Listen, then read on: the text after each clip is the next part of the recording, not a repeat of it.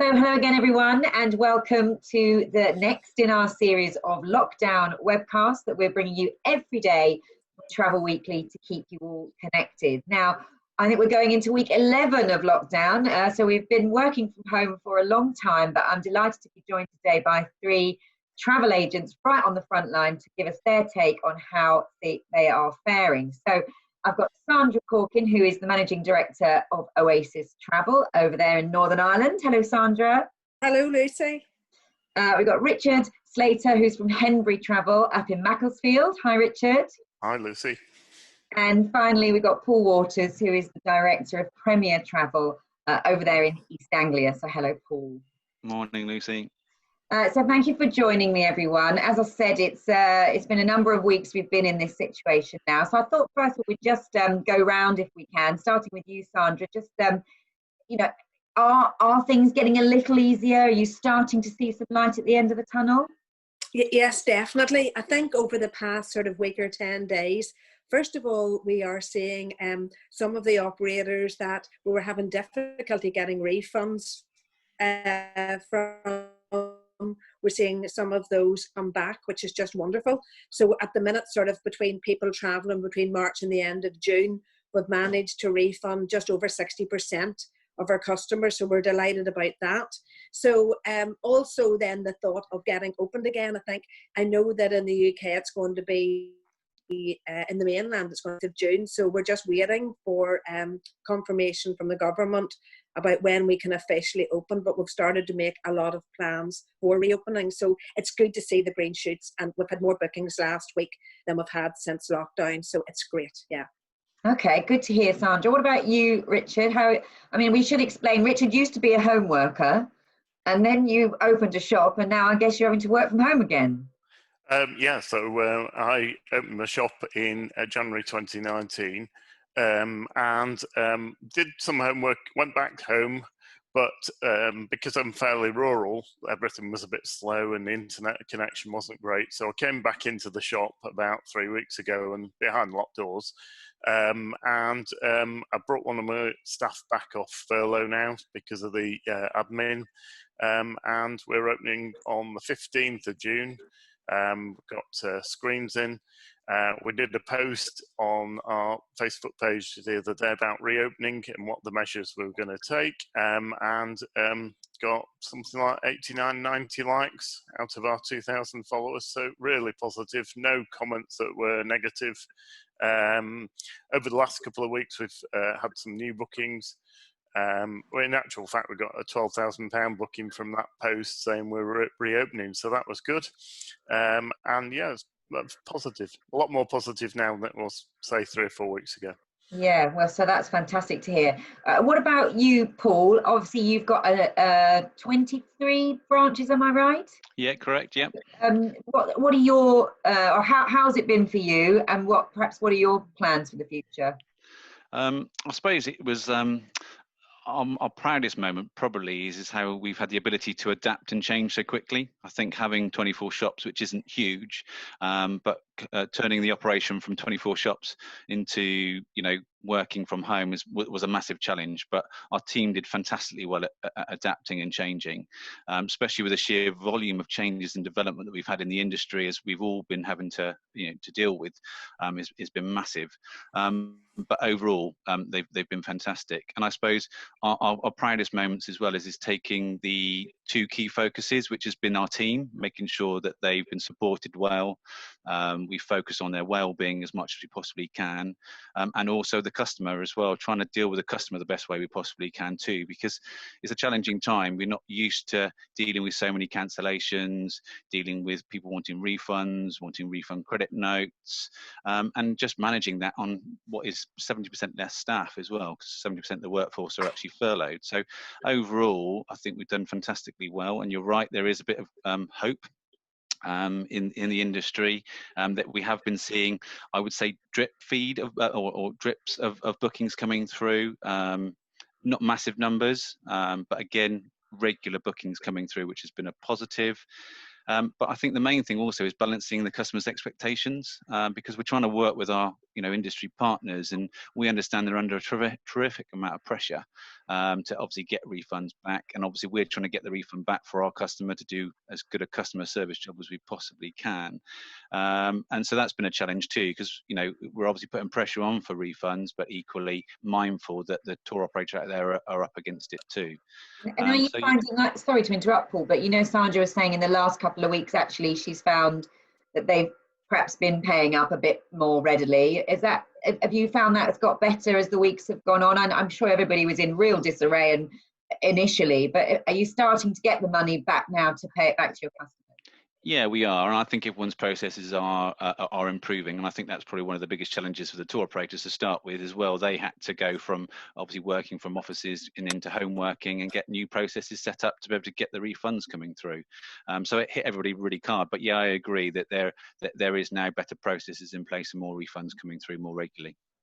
And in terms of, you know, you've mentioned the refund credit notes. In terms of, are people happy, or have they been happy to take a refund credit note? I mean, there's obviously been various things in the news about, are they protected or are they not? Has that caused concern amongst your client base? Sandra, you're nodding a bit. What have you found? Yeah. Definitely, there has been great concern amongst our customers. So even though we were able to give them out and tell people that they were financially protected up until a certain date, the consumer programs definitely didn't do us any favours. And there was so much in social media saying to people, do not accept refund credit vouchers under any circumstances. So we did have a lot of people strongly objecting to them. And then the fact that some of the operators had on them, you can apply for a cash refund, but March 2021 or some, you know, date was quite a lot in the future, and people were just not accepting that. It was a problem. And what about you, Paul? I think also, yeah, you're right. And also the other challenge is we managed to get some customers take a refund credit note on the basis that they were looking to rebook. But then it's the speed that the tour operators can turn around and rebooking, because obviously their priorities on a reduced workforce isn't necessarily about a new booking. And then also when you're asking for something 12 months in advance, then they haven't necessarily got their prices out. So, you know, that's been a challenge too. Okay. And then let's come to you then, Richard, because you mentioned there right at the outset that you're ready for June the 15th. Sandra's still waiting for her date, and we'll find out in a second. We'll come to Paul about what his plans are for his network. But you're really gearing up for that first time that you're allowed to open. But will your door still be locked? Will you have social distancing? Will it be appointment only? How are you going to work it? Okay, so we've got a fairly small office, but we turn the desks around so they are both facing the window. One used to face in, one used to face out. We've had some screens made by a local sign maker, so they cover the full length of the desk, and they're about a metre tall. So the customer's got almost post office style counter, if you like, and then we've always had hand sanitizer and wipes on the desks anyway, so we've always done that as a matter of course, because clearly if my staff go off sick because they've been shaking somebody's hand who's not washed their hand, it's detrimental to me. So I've always had the sanitizer and cleaning stuff available. Will we open the door? I think it's a bit of suck it and see job, really, because open the door, see what happens, and if it gets unmanageable, I think then we'll start introducing a appointments only system. We'll probably do the appointments only anyway, but I don't want to put a negative for stopping people coming in, because, you know, quite often clients just call in to say hi, so we just definitely don't want to stop that. And then you sell them a £12,000 holiday. Yeah, exactly. So, you know, so you got to be very careful on how you approach it, and I think it's hour by hour, see how it goes as we open up. It's been very positive. There's a lot of people. I'm in the shop now. There's a lot of people walking past who are waving. We have messages. We'll see you on the 15th, or, you know, that sort of thing. So let's see what happens. I think is the easiest way of doing it. And what about brochures? I mean, are you having, you know, like schools that are opening today are having to sort of tape off all the books and things so that children can't touch the books? Are you going to have to tape off your brochure racks? No, I think I'm going to leave them as they are, but clearly we're going to have to figure out some way of explaining to customers that, you know, it's at their own risk, I guess, is the easiest way of doing it. Okay. What, All right. you know, if you take the brochures off, that's part of the look of your shop, isn't it? So it's going to look quite bare and just have empty shelves. So I'd rather leave it in their hands. Okay. All right. Well, this is why we're having this conversation, because it's interesting to know how you're all going to handle this. Paul, what about you with your network? Because presumably you're not going to get them all open again on the same day. Agreed. Yeah, definitely.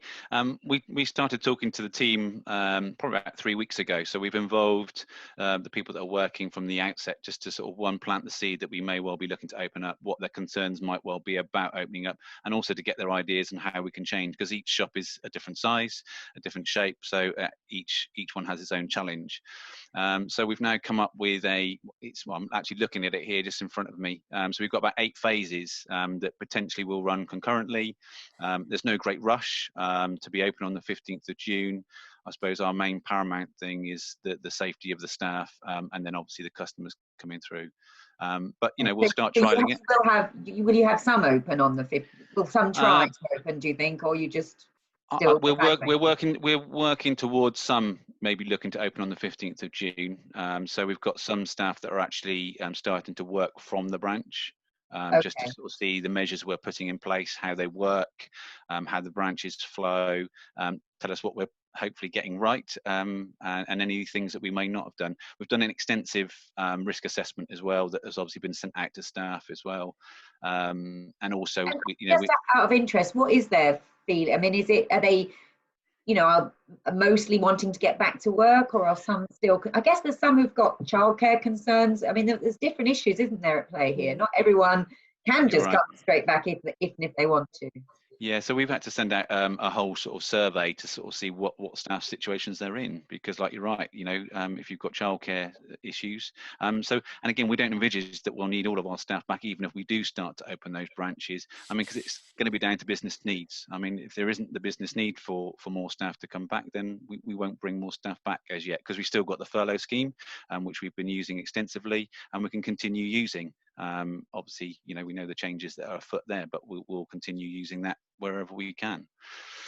So, and answering your question of whether they're positive, we've got some probably a little bit like Richard that's jumping, you know, want to get back in and want to get open and sort of see the customers again. And I think some of that is for their own well-being too, because they want to get out of their homes.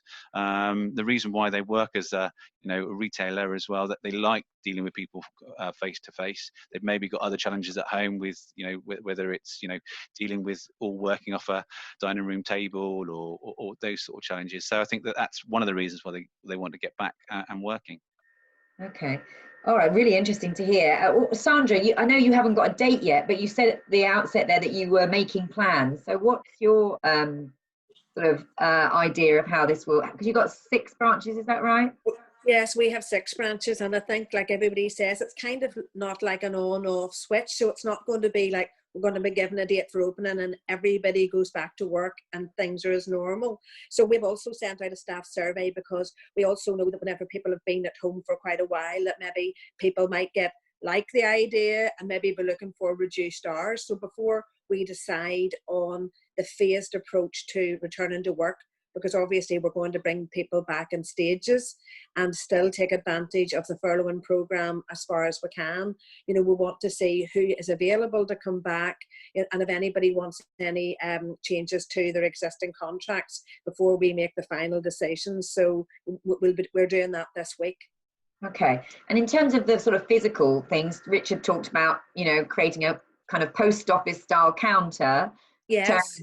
Around, but not necessarily cordoning off any aspect of the shop. What are you putting anything in place? Yeah. So we have exactly the same thing. The window posters advising people of the social distancing, the floor stickers, the screens, the hand sanitizers on the walls of every office, and each individual member of staff having them. And I think because we're just going to have to change the layout slightly of the offices, you know, those offices maybe with 6 or 7 staff members or might only be able to function with about 4 in them now, and just, you know, so there's all sorts of challenges with this. And then with the, you know, the track and trace system, which isn't officially here yet, but is likely to be. You worry because I know, for instance, that last week, one of the girls that works here, her parents were both diagnosed then with COVID-19. And I thought, well, if the office had been open and that girl had been in, does that mean that everybody who was working along with her, would then have to self-isolate for 2 weeks? So that would be another risk by bringing so many people back. Then if there's still new cases, how do you cope with that? So there's actually, I think opening up is nearly a bigger challenge than going into lockdown sometimes, whenever you just think about all these changes that you have to make and the new working conditions that be so different for everyone.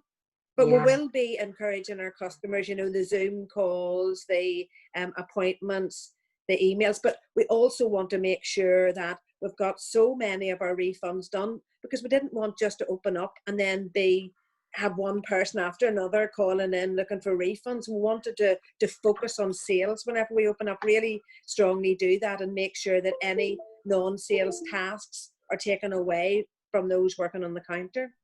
Yeah, well, let's talk a little bit about sales. I think you've all reported that you're getting, trickling in, but that's good, better than it was, which was nothing for a while. So let's just sort of go around and ask sort of what's selling. And I'm particularly interested to know whether this announcement 2 weeks ago of the quarantine, which we still don't know, though we're expecting to hear more this week, but whether that sort of has worried consumers and sort of dampen demand at all, because that's a consideration, isn't it? People aren't going to want to necessarily go away if they've then got to come back and spend 14 days in isolation. So how's that worked with you? Should we start with you, Richard? Yeah, so I think our new bookings and booking inquiries have been Florida for next summer.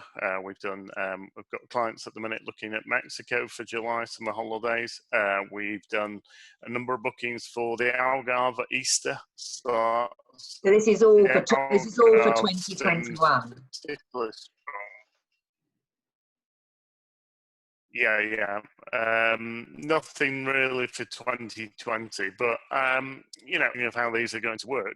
And I suspect that the quarantine really is the horse was stabled in John O'Groats. Somebody left the door open, and the horse is now in Penzance. So the quarantine is far too late. 6 weeks too late.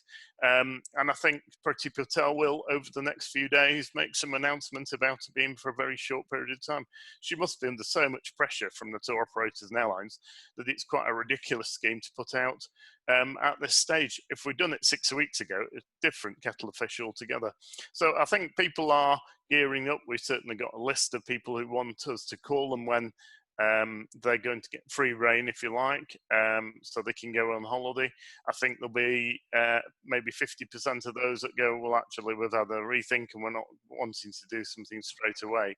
But I can see it being a fairly strong late booking market as we come along. And I think we'll get people taking the kids out for maybe November, December and having a bit of sunshine just to say that they've been away this year. So who knows? Fingers crossed. Yeah. Absolutely. Yeah. What about you, Paul? What are you seeing? Is it mainly inquiries and bookings for next year, or do you think there is a chance, I guess, depending on what happens with this quarantine announcement, do you think there's a chance we'll get some of this summer? Predominantly 2021, definitely, and predominantly still European destinations. We have got long-haul inquiries on the go, and we have done some long-haul bookings for 2021, but long-haul inquiries tend to take a little bit longer to convert anyway. Do we think there'll be any late business? Again, there's a number of bookings. I don't think it's just the quarantine. I think you've also got the insurance issue. I think there's quite a lot of concerns around insurance. Obviously, you've got the Foreign Office advice. We've also got whether countries will accept us in, even if the quarantine does get lifted. So there's quite a long way to go yet on how many people may well book for later. I think there is a thirst for some, not huge numbers at this current stage. And I would agree, probably later on, people want to try and get away October, November, but still a little bit nervous to book because they're unsure about this now potential of a second spike as well, which has been sort of mentioned over the last sort of couple of days. Yeah. Okay. All right. And what about what's the feeling in Northern Ireland, Sandra? What are people, are they wanting to get away, or is it Yeah. really next year? Yes, well, we do have a list of our people who are wanting to get away just whenever they know exactly where they can go to and what it's going to look like. But like the others said, really our earliest bookings have been for Christmas, New Year, and that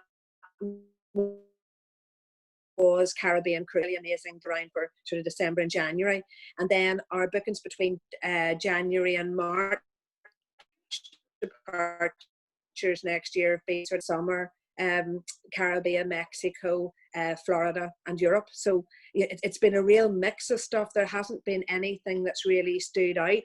And I guess a lot of the European stuff that we've done has just been our July, August departures this year moved to next year. But Right. brand new bookings, maybe sort of, more long haul stuff. Okay, all right. Well, that's interesting. Okay, I just wanted to ask you a little bit. A couple of you have mentioned the furlough scheme, which has been. Oh, look, I've just been delivered a cup of tea. Oh, Look white at with that. one, please. Come in. Sorry about that, everybody. So yes, I was going to ask about the furlough scheme. I know, Paul, you said you made extensive use of it. Obviously, there are some changes coming. I mean, it has been a lifeline for the travel industry, well, for all businesses, I guess. Are you worried, going forward with the changes and the difference in the contribution that you've got to make as an employer? Is that going to be tricky, or were you kind of expecting it and factoring it in? We were expecting some changes. I think what we will have to do is balance that with the demands of new business, because there could well be, with the gradual reopening of the branches, the need to bring more staff back and possibly bring them back on a part-time basis. So that could be seen as a positive. I think a lot of it will revolve around the quarantine and how many new bookings we can try and get in between now and the end of October when the scheme actually finishes. You'd like to see them extend it for the travel industry. I'm sure there's lots of industries out there that say that they're in dire need and they want it, but I do believe the travel industry is different, from the aviation down. So you'd like to see that they may well be able to extend it from that point of view. But if not, we'll have to face those challenges as and when they come up. Yeah, absolutely. And same question to you, Sandra. And the other thing I wanted to ask you, because I know you were going to try and make some sort of real changes in your, this period of, real sort of unprecedented change, but it's forced you to sort of think differently what you do with your staff, hasn't it? So explain that. Yeah. Well, I think that all of these situations do provide a bit of an opportunity, and it was really what we have been doing is trying to look at the business again, really focusing on our sales and thinking, look, what duties and responsibilities can we take away from a lot of our sales staff and managers that maybe could be done by admin people. So that's what we're really looking at, because it's just so important. It's going to be all about the sale for later on this year or 2021, but can maximize that. So as I say, just taking away responsibilities and duties that maybe could be done by other people in the company. So that's what we're looking at minutely, say. Okay. And Richard, for you, I mean, I know that there's only a few of you, but has this given you a chance to sort of think about how you do things and what you might do differently, or different products you might sell? I mean, is there any changes you're sort of thinking about going forward? I think going forward, we are going to, we've got quite a mixed bag of clients, so all age groups. I think going forward, we're going to see more package. When I started moved from home working to having the shop, the first 4 months I was on my own in the shop, so it was a bit mad. And I took the decision not to do DPs on my own, but do them through either cooperative holidays, through the mid-county scheme, or through Jetstus or somebody like that. That paid dividends, and certainly has at this stage, because we've not had to do all the bits and pieces of claiming back and all the paperwork regarding that. Going forward, no, I think it will be slowly business as usual. And as I say, because it's a small team, we can adapt very quickly. When Boris said it shut lockdown, I've got a good disaster recovery plan in place. So effectively, we were open up the following day as if nothing had happened, you know, and we've got voice over IP, so we can use the same phone number, and it was all very quickly adaptable. So going forward, yeah, I think there'll be changes in where people want to go, and maybe they'll want to go to places that are a bit more off the beaten track. I think there'll be an expansion in rail holidays, because you know that seems to cut out the airport, and people can get on the train, get to the seat, and go on that. So we'd already seen a growth in rail, so I'd like to expand on that as well. Yeah. Okay, and to you, Paul, product mix, will that change either because of customer demand, or maybe because you may choose to work more closely with certain tour operators over others? That's what lots of agents have said. It has really sort of made them realize who their best partners are. Yeah, and I agree. You understand who your best partners are. Obviously, is where you're probably driving a little bit more volume for anyway, where you could lean on them a little bit more. So I think, yeah, there'll be maybe less people that we will deal with. I agree. Customers will be a little bit more wary of where they want to go on holiday. The customers have got so much more knowledge now, even down to the extent of how they're paying for the holiday, where their money is kept, who's got their money, who hasn't got their money. So there's quite a lot of things to sort of deal with the customer now. It's not just the booking. They also want to know how the airline is cleaned, you know, how clean the airport's going to be. There's so many more things, so many more factors of selling a holiday coming in. So I think it will change slightly. And also, going back to an earlier comment, we will probably start off with some people working from home and some in the branches, because again, one, because of social distancing, but also equally to be able to manage what the customer demands are, and we can give that information across to them.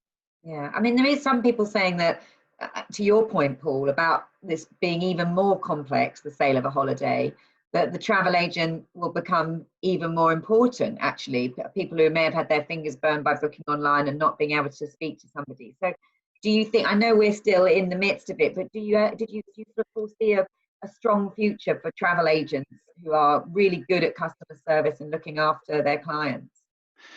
I would agree. I think it comes down to customer service. I think if we provided a good customer service the best we can in this, you know, in this climate, people will want to come back and use you again. I think where they haven't had such a good customer service, they will be looking for somebody new, and I think they will turn to the high street more based on that, because again, they'll be looking to see who they can trust locally. Maybe they've been dealing with somebody further afield. So yeah, I think we stand to do better. Yeah, and how are you? I mean, is it the right time to try and capitalize on that yet? I mean, I know when we started doing these webcasts, people were definitely not marketing. It was maybe just putting some inspirational stuff out there just while people were bored at home. But have we reached a point now where you can start being a little bit more proactive to remind customers that you're there, you're reliable, you're professional, you looked after people? Is that something you're looking at yet, Sandra, or are you still not quite ready for that?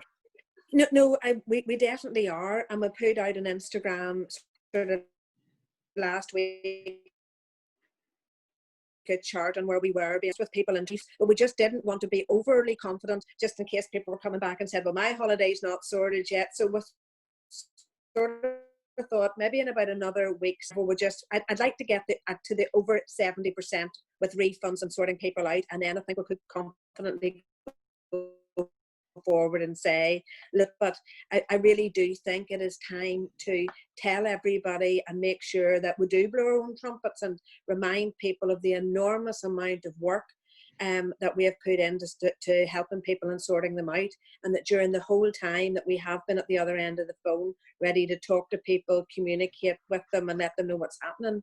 And, you know, we don't want people to forget about that. That is so important. Yeah. What about the other two? Are you proactively going out there to remind people how fabulous you are? Yeah, we are. We initially laid off on the social media, but then started to do a mix of offers and but 2021 offers, but also information about what's happening, how many people have had the refunds, where we're up to, those sorts of things. I think we, being a smaller one branch agency, we have a bit more of a community feel, so we get a lot of people when we do a post. So I did an offer well, I did the reopening post, Yeah. and that was shared by about 24 people. So, you know, it's our followers are a bit like a community in that, oh, it's Richard's post, let's share it for him, you know, and look after us that way. We're just now ramping it up a bit on the offers. So we're doing a range of different things. We're communicating with some of the tour operators to see what's selling, which hotels are selling. So and just touching the base for the UK. I mean, people think there's going to be a big spike in UK. Yes, there will be, but not everybody's going to go off to Cornwall, because I mean it takes 5 hours, you know, on the M5 anyway. So who wants it? You know, if you're going to add another 50% people into the mix, it will make those destinations unattractive. So just going back to the quarantine, I think the government have also got to think about the inbound travel. So, you know, because in July and August, it's not the Brits that are going to stay in the hotels in London and Bath and places like that. It's the overseas tourists. So just going back on the quarantine needs to be got rid of for all different tourism areas, if you like.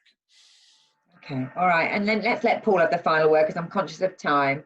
But I know one of the things you're brilliant at, Paul, at Premier, is you hold lots of client events, big sort of days with lots of tour operators, don't you? And that's one of the ways you do connect with your client base, and you know you have great success with that. So how are you going to sort of get your message out that you're there and that they should be, you know, come and use a reliable travel agent? Sadly, obviously, a lot of the events have obviously cancelled, which is understandable, and for the foreseeable future, really, until we can understand how we can maybe make better use of those again going forward. Back on Richard's point a little bit, all of our branches have their own individual social media pages, so it's been very much about them, what they've been doing in lockdown, them working from home, very much a personal sort of account of where they are and how they're helping people. So that's how we've used that as a company. And then overall, we're now slowly bringing back some more marketing. So we did an e-shot that went out, or actually goes out today, actually on 2021. So we'll see how that goes, because we do feel that there is a bit of belief that people want to get away for 2021. And I think the belief is that things will be sorted by 2021. We hope so. So I think that we'll push a little bit more in 2021, but we'll hold off on the sort of the later months at the minute for the later months. So August, September, October, is more about reassuring those people that are already booked that if we do open up, it's still going to be safe to travel. So going back onto, you know, how the airlines clean, how the airports clean, and things like that. So really on that point. I think, Richard, it's like being at school. You just put your hand up. Did you want to say something? Yeah, I think just going back on the marketing, we've also done a mail shot. Well, we've done about 3 or 4 really, and obviously the open rate, because everybody's at home, has been fantastic. So the average open rate has been about 45%. You know, you'd never get that in normal times. I think the other thing for us as you know, whilst you've got more branches than I have, the two of you guys, you're still small, and I would say a community agency.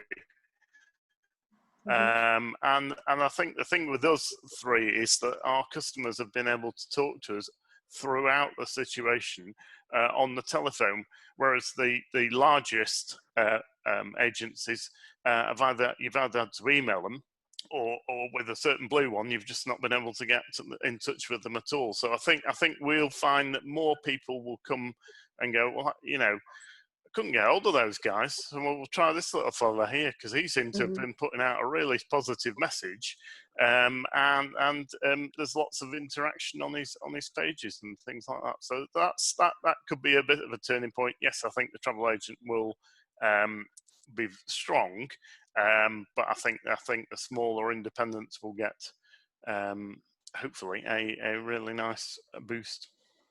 All right, well, what a great place to leave it. Let's hope that is a silver lining for all 3 of you. As Richard pointed out, you're great in your own respective communities. We know that. So I know you've been doing such hard work. So thank you for joining us today. Thanks to all your teams for all your hard work over the last few weeks. And do keep in touch with us and tell us how you're getting on. But for now, thank you to Sandra, thank you to Richard, and thank you to Paul. Thank you, Thanks, Lucy. Lucy. Thank you, Lucy. Cheerio. Bye.